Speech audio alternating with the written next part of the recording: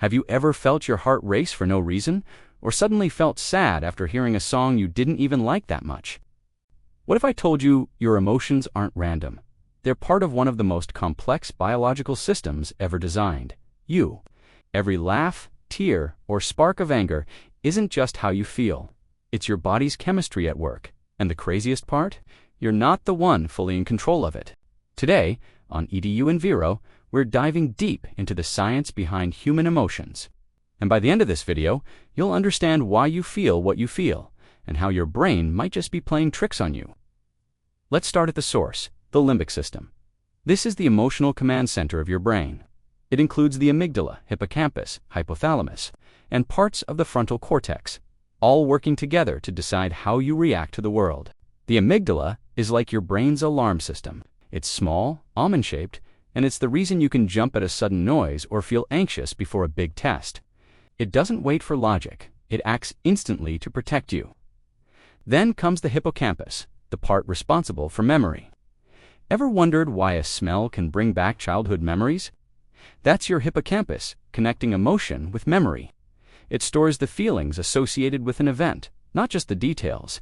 The hypothalamus takes those emotional signals and turns them into physical reactions. You feel nervous? The hypothalamus releases adrenaline. You're happy. It triggers dopamine. You're in love. It floods your brain with oxytocin, the bonding chemical.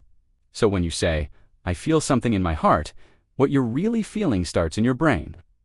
Emotions aren't just in your head, they're in your bloodstream. Your feelings are literally chemical cocktails your body brews in real time. Let's break down a few of the main emotional ingredients. First up, dopamine. It's the chemical of motivation and reward. Every time you check your phone and see a notification, your brain releases a little burst of dopamine. It feels good. But that's also why social media can become addictive. You're not chasing the content, you're chasing the feeling. Then there's serotonin, which stabilizes mood and gives you that sense of calm and well-being. Low serotonin levels are often linked to depression, which is why some antidepressants work by keeping more serotonin active in your brain longer. Cortisol is your stress hormone. It's helpful in short bursts. It makes you alert and ready to act, but too much of it over time can mess with your sleep, memory, and even your immune system. And of course, oxytocin, the love molecule. It's released during hugs, eye contact, and trust-building experiences. That's why spending time with people you love literally makes you healthier. Your brain rewards you for bonding. It's wild to think about. Your mood is being built and balanced by invisible chemical reactions happening every second inside you. But here's a question. Why do we even have emotions in the first place? Why did evolution give us fear, sadness, or jealousy if they make us feel bad? The answer is simple: survival. Fear kept our ancestors alive. It taught them when to run, when to fight, and when to hide. Sadness, it encouraged bonding and empathy, which helped early humans form communities. Even anger, as destructive as it can be, evolved as a way to assert boundaries and defend what mattered. Emotions weren't designed to make us happy, they were designed to keep us alive. And over millions of years, that same emotional machinery has evolved into what we feel today. More complex, but still deeply primal. That's why you can logically know something isn't dangerous, but your body reacts anyway.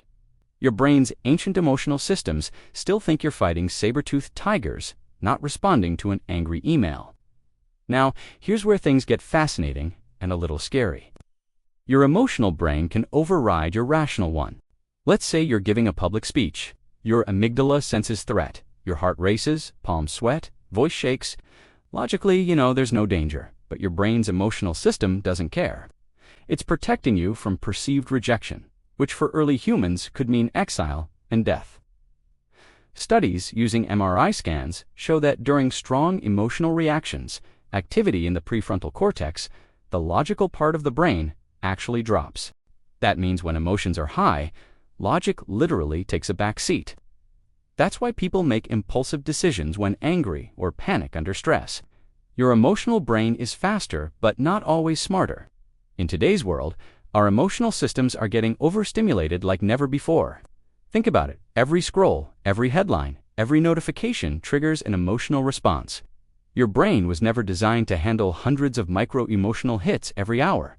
And that's why emotional fatigue is so common. The constant flood of dopamine and cortisol from digital overstimulation can leave your brain numb. It's like trying to listen to a symphony while 100 instruments play at once. Eventually, you can't tell what's real or what matters. This is why mindfulness, meditation, and time away from screens have real, measurable benefits. They help your emotional systems reset, restoring balance to your brain's chemical symphony. Here's the question everyone asks: can we actually control how we feel? The truth is, not completely, but we can influence it. Through techniques like cognitive reframing, we can teach our brain to interpret events differently. For example, instead of thinking, "I failed, I'm terrible," you can think, "I learned something new." That small change rewires how your brain releases stress hormones. Physical actions work too. Deep breathing, exercise, and sleep literally change your brain chemistry, increasing serotonin and reducing cortisol. Even something as simple as smiling can trigger your brain to release dopamine, creating a feedback loop of positivity. You're not at the mercy of your emotions. You're in partnership with them. Without emotions, life would feel empty. They color our experiences, guide our choices, and connect us to each other in ways logic never could. Think about the last time you felt truly happy or heartbreakingly sad. Those moments shape who you are far more than the things you've done or owned. Emotions are the bridge between your biology and your humanity. They remind us that we're not just thinking machines, we're feeling beings. Every tear, laugh, or rush of adrenaline is your brain's way of saying you're alive.